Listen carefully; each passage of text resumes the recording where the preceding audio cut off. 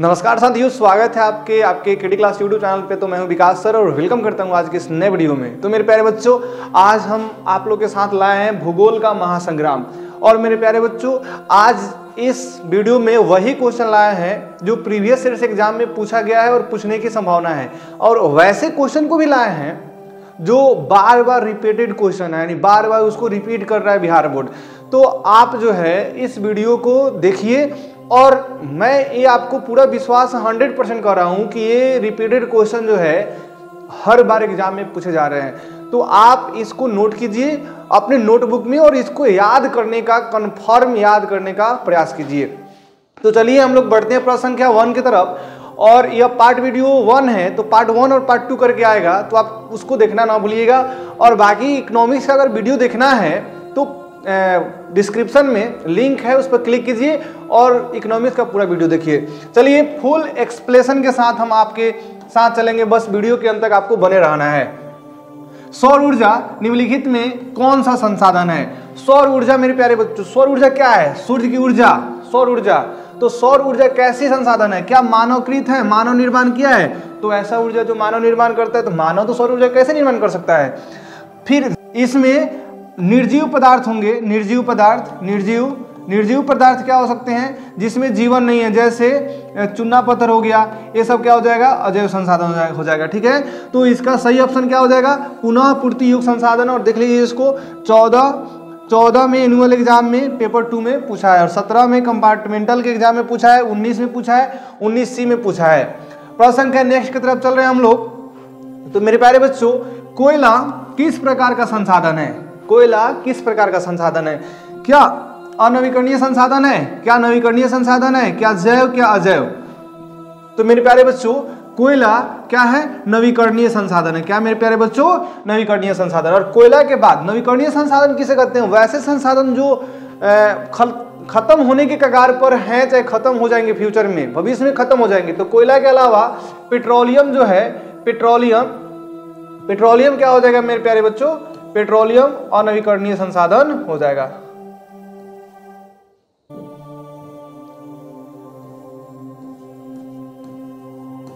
Petroleum जो है मेरे प्यारे बच्चों क्या हो जाएगा? अनवीकरणीय संसाधन। वही नवीकरणीय संसाधन पूछे तो नवीकरणीय संसाधन वैसे संसाधन जो वातावरण में पुनः से बनते रहते हैं, जैसे हवा हो गया। क्या मेरे प्यारे बच्चों? हवा हो गया। उसके बाद सूर्य का प्रकाश हो गया, सूर्य का प्रकाश हो गया, सूर्य का प्रकाश हो गया मेरे प्यारे बच्चों। उसके बाद जैव संसाधन बोले तो जैव संसाधन क्या बोलते हैं? जीवित प्राणियों को बोलते हैं। जीवित प्राणी क्या हो सकते हैं? तो मनुष्य हो सकते हैं। मनुष्य भी किसी न किसी मनुष्य का संसाधन है। मनुष्य भी किसी न किसी मनुष्य का संसाधन है। जैसे मैं आप लोग को पढ़ा रहा हूं तो आपने पढ़ने की आवश्यकता पूरी हो रही है, तो हम भी क्या है? आप लोग के संसाधन है। उसी तरह अजैव संसाधन क्या हो जाएंगे? जो निर्जीव पदार्थ होंगे। निर्जीव पदार्थ कहने का मतलब है जैसे कोयला हो गया, सॉरी मेरे प्यारे बच्चों, चूना पत्थर हो गया, चूना पत्थर हो गया। उसके बाद यही बोले बॉक्साइट हो गया, बॉक्साइट। ये सब क्या है मेरे प्यारे बच्चों? तो ये अजैव संसाधन है। प्रश्न संख्या नेक्स्ट की तरफ हम लोग बढ़ रहे हैं। तो प्रश्न संख्या नेक्स्ट, काली मृदा का दूसरा नाम क्या है मेरे प्यारे बच्चों? आप लोग बताइए, क्या बलुई मृदा है? क्या रेंगुर मृदा है? क्या साल? क्या जलोढ़? तो मेरे प्यारे बच्चों, इसका दूसरा नाम क्या हो सकता है? जलोढ़ मृदा। काली मृदा का दूसरा नाम क्या हो सकता है? तो रेंगुर मृदा। और यही जलोढ़ मृदा जो है गंगा के मैदानी क्षेत्रों में पाया जाने वाला मिट्टी है। और जलोढ़ मिट्टी पूछे आपसे तो बोलिएगा कि सर यह सबसे उपजाऊ मिट्टी है। कौन सी मिट्टी है? सबसे उपजाऊ मिट्टी है। उपजाऊ, और पूछे सबसे उपजाऊ मिट्टी कौन सी है? तो जलोढ़ मिट्टी। प्रश्न संख्या नेक्स्ट मेरे प्यारे बच्चों, देखिए आप इसको 11 से 13, 17, 19 और 21 आप देख सकते हैं। यह कितना बार रिपीटेड क्वेश्चन है, एग्जाम की व्यू से बहुत इंपॉर्टेंट है। मरुस्थलीय मृदा का विस्तार निम्न में से मेरे प्यारे बच्चों कहां है? मरुस्थली यानी आप लोग बता सकते हैं कि मरुभूमि सबसे अधिक कहाँ है भारत में, तो कहिएगा सर राजस्थान में है। मरुस्थल तो राजस्थान में है, भारत का सबसे बड़ा मरुस्थल कौन सा है, राजस्थान। और राजस्थान में सबसे अधिक मरुभूमि पाई जाती है, ठीक है। उत्तर प्रदेश में जलोढ़ मिट्टी पाई जाती है मेरे प्यारे बच्चों। प्रश्न संख्या नेक्स्ट, सोपानी कृषि किस राज्य में प्रचलित है मेरे प्यारे बच्चों। सोपानी कृषि, देखिए सोपानी कृषि यानी सीढ़ीनुमा कृषि, और सीढ़ी बनाकर क्या किया जाता है, यहाँ पे खेती की जाती है। पर्वतीय ढलानों पर पानी ढाल बनकर न बह जाए, इसी को रोकने के लिए जो पर्वतीय क्षेत्र के लोग होते हैं वह पहाड़ों के कुछ भाग को समतल करके सीढ़ीनुमा खेती करते हैं। और यह किस राज्य में प्रचलित है, तो बिहार में। तो कहने का मतलब बिहार के मैदानी क्षेत्र, मैदान में तो सीढ़ी बनाकर खेती कोई कर नहीं सकता है, तो ये ऑप्शन गलत है। हरियाणा में बोले तो है, हरियाणा भी मैदानी क्षेत्र है। पंजाब में बोले तो पंजाब भी मैदानी क्षेत्र है। अब एक आप बच्चा उत्तराखंड, उत्तराखंड जो है मेरे प्यारे बच्चों, यहाँ पे क्या किया जाता है, सोपानी कृषि की जाती है। और सोपानी कृषि यानी सीढ़ीनुमा कृषि जो है प्रचलित है। इसे सोपानी कृषि को क्या बोलते हैं, सीढ़ीनुमा कृषि भी बोलते हैं, जो ऑप्शन बी करेक्ट आंसर है। देखिए मेरे प्यारे बच्चों, इसको कितना बार रिपीट किया एग्जाम में। प्रश्न संख्या नेक्स्ट, पंजाब में भूमि निम्नीकरण का मुख्य कारण है क्या मेरे प्यारे बच्चों, क्या पंजाब से वनों की कटाई की जा रही है, वनोन्मूलन हो रहा है, क्या अधिक पशुचारण हो रहा है, पशुओं को अधिक चराया जा रहा है, कि अधिक सिंचाई हो रही है, कि गहन कृषि हो रही है। तो इसका सही ऑप्शन क्या हो जाएगा मेरे प्यारे बच्चों, अधिक सिंचाई। क्या अधिक सिंचाई से पंजाब में भूमि का निम्नीकरण हो रहा है। देखिए मेरे प्यारे बच्चों, आप ध्यान से देखते चलिए, क्योंकि इसके बाद इसको रिपीटेड क्वेश्चन को हम नहीं बताएंगे, आपको खुद से देखना है या दिमाग लगाना है कि कब पूछा है और कब पूछा जाएगा, क्योंकि आपको है ना पढ़ना पड़ेगा। और ये जो क्वेश्चन है ना 100% आपको याद रखना चाहिए, और रखिए आप लोग, क्योंकि यही आप लोग की नैया पार कराएगी।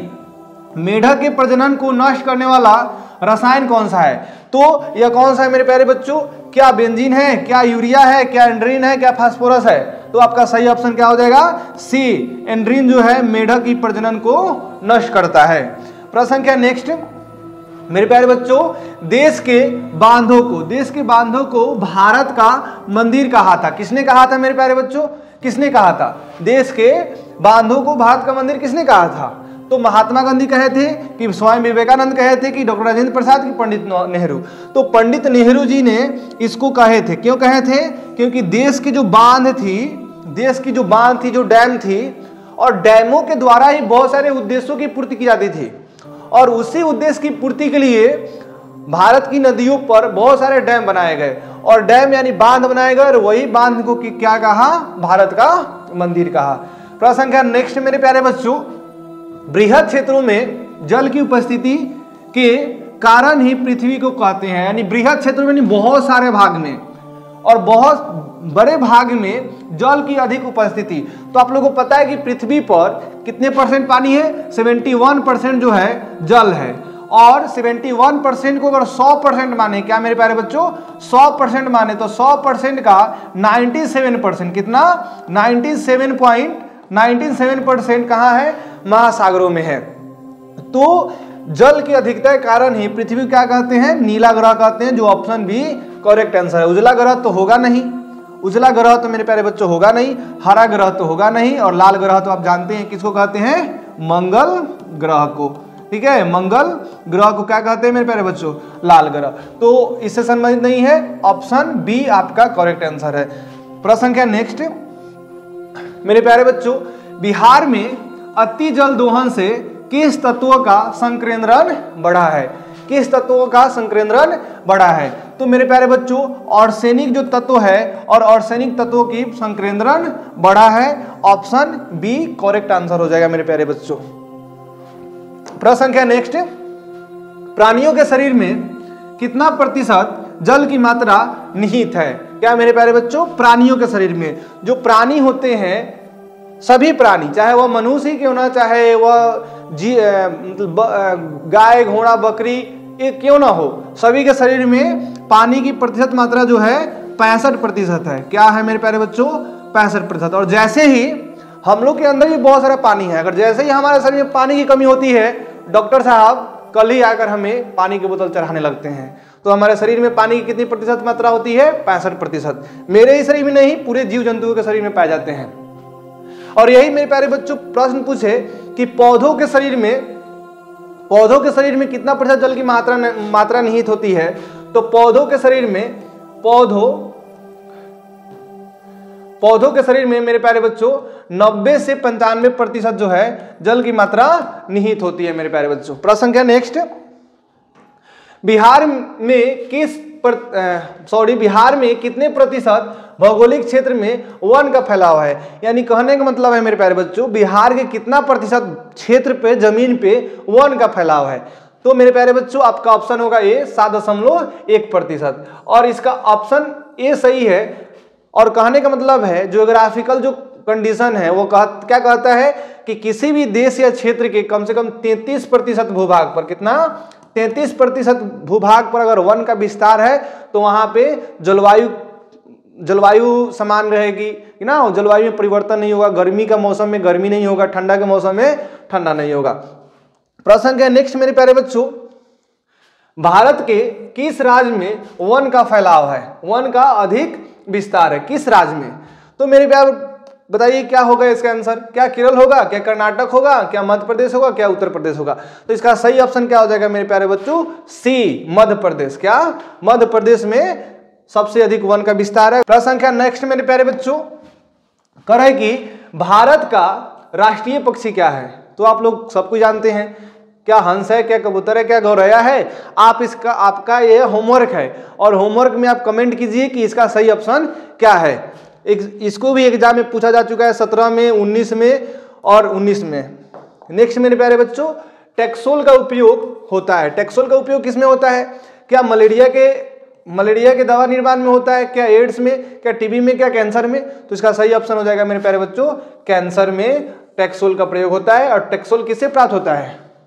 हिमालयन यौ नामक पौधों से टेक्सोल प्राप्त होता है, जो कैंसर के रोग में बहुत ही सहायक होता है। प्रश्न का नेक्स्ट मेरे प्यारे बच्चों, किस खनिज को उद्योगों की जननी माना गया है? तो मेरे प्यारे बच्चों उद्योग की जननी, ऐसे आप बताइए,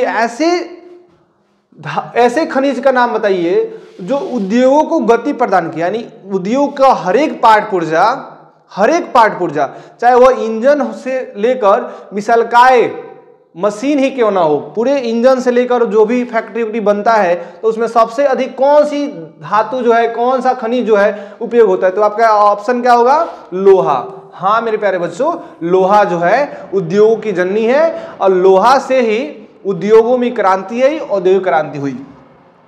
प्रश्न संख्या नेक्स्ट मेरे प्यारे बच्चों, भारत का सबसे बड़ा लौह अयस्क उत्पादक राज्य कौन सा है? लोहा का उत्पादन कौन सा करता है? तो क्या मेरे प्यारे बच्चों कर्नाटक करता है, कि झारखंड करता है, कि गोवा करता है, कि उड़ीसा करता है?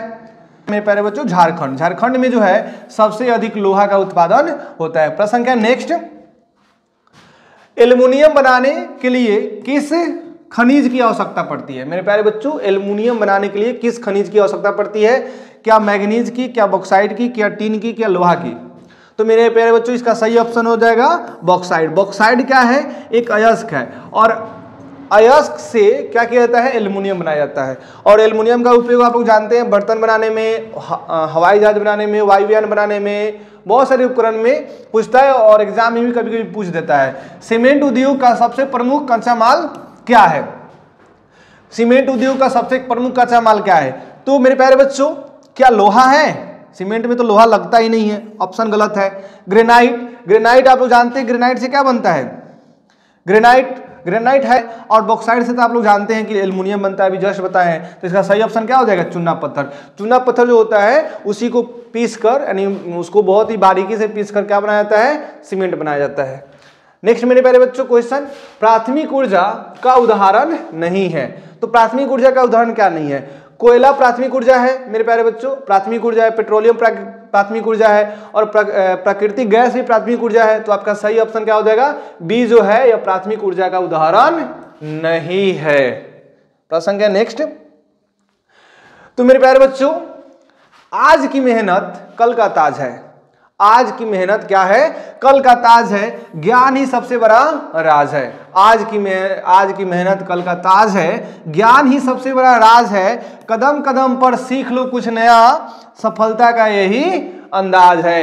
आपको हर कदम पे अभी कुछ सीखना पड़ेगा और आप अभी ही सीखिएगा तो अभी आप क्या कीजिएगा, आप अपने सफलता को सही से पाइएगा। अगर अभी आप नहीं पढ़े, अगर अभी आप इस सब क्वेश्चन को नहीं नोट किए तो समझ लीजिए आपके सफलता में कुछ ना कुछ बाधक है और उस बाधक की पूर्ति कौन करेगा, ये हम लोग के द्वारा बनाया गया वीडियो है। अभी भी कह रहे हैं कि प्लेलिस्ट में जाइए, सोशल साइंस का जितना भी सब्जेक्ट है सब चीज का वीडियो उपलब्ध है। देखिए, इसके अलावा हिंदी का वीडियो उपलब्ध है, साइंस का वीडियो उपलब्ध है। जाइए और अपने एग्जाम को बेहतर तरीका से बनाइए, बेहतर तरीका से पढ़िए। प्रश्न क्या नेक्स्ट मेरे प्यारे बच्चों, कह रहा है कि सर्वोत्तम कोयला का प्रकार कौन सा है, यानी वह कौन सा कोयला है जो सबसे ज्यादा अच्छा से जले, यानी ज्यादा उष्मा दे, ज्यादा गर्मी दे और कम धुआं दे। तो आपका सही ऑप्शन क्या हो जाएगा, एंथ्रासाइड। क्या मेरे प्यारे बच्चों, एंथ्रासाइड। और पूछे कोयले कितने प्रकार का होता है, तो कोयला जो है 4 प्रकार का होता है। कितने प्रकार का मेरे प्यारे बच्चों, 4। एक में एंथ्रासाइड, क्या मेरे प्यारे बच्चों, एंथ्रासाइड। और 2 में मेरे प्यारे बच्चों क्या हो जाएगा, लिग्नाइट। और तीसरा में बिटुमिनस। तीसरा मेरे प्यारे बच्चों बिटुमिनस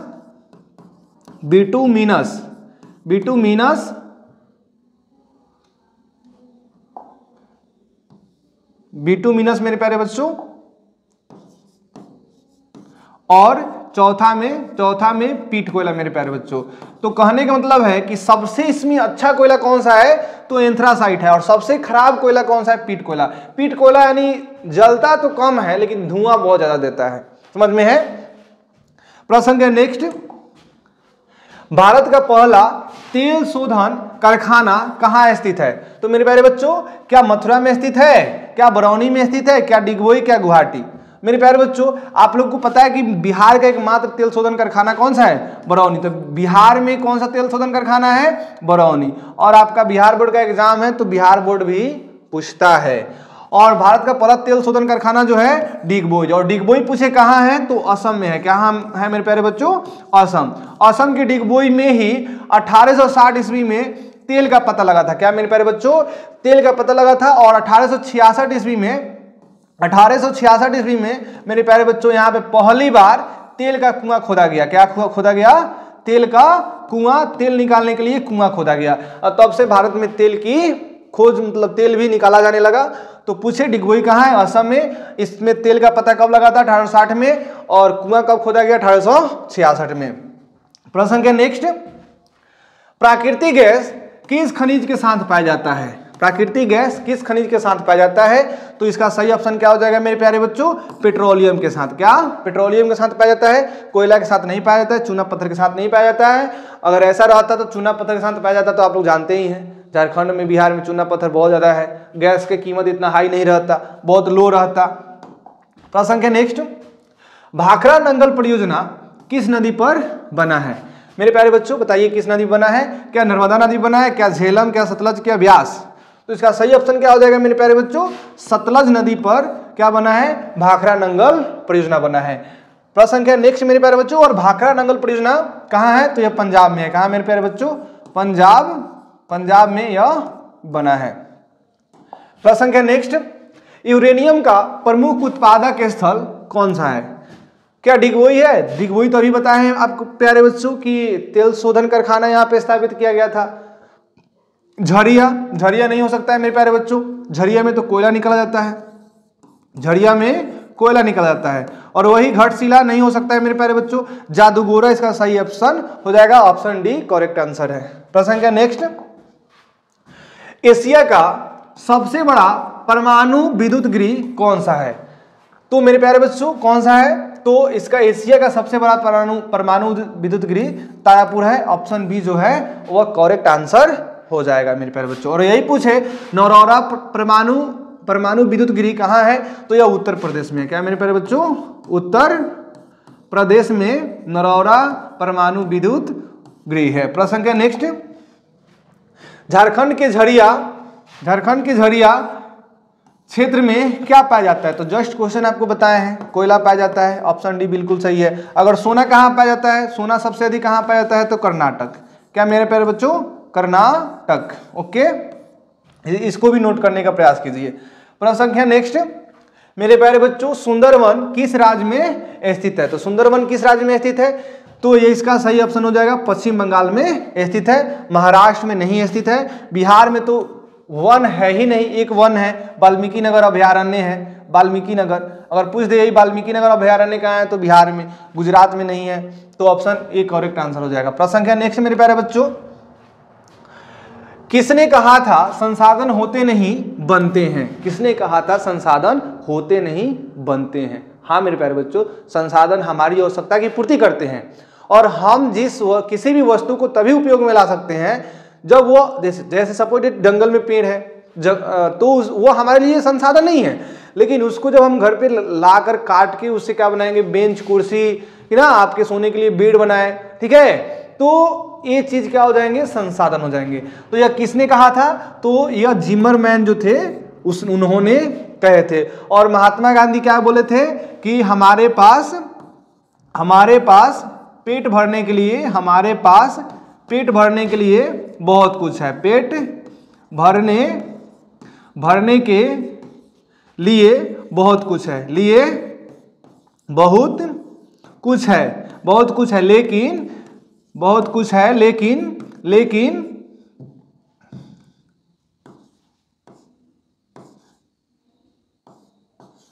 मेरे प्यारे बच्चों पेटी भरने के लिए कुछ नहीं। पेटी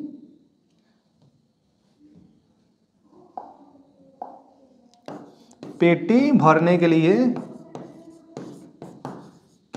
कुछ नहीं। ये तो महात्मा गांधी का कथन है मेरे प्यारे बच्चों। तो ये भी पूछता है एग्जाम में कि हमारे पास पेट भरने के लिए बहुत कुछ है, लेकिन पेटी भरने के लिए यह किनका कथन है? तो यह महात्मा गांधी कथन है। पंडित जवाहरलाल नेहरू क्या कहे थे? तो देश के बांधों को भारत का मंदिर कहे थे। तो आज के लिए मेरे प्यारे बच्चों इतना ही। 30 क्वेश्चन है। अगर 30 क्वेश्चन में आपको अच्छा लगा है तो इसको नोट कीजिए और इसको याद कीजिए, क्योंकि एग्जाम में रिपीटेड क्वेश्चन है, बार बार एग्जाम में पूछा जा रहा है। तो आपको यह वीडियो कैसे लगी है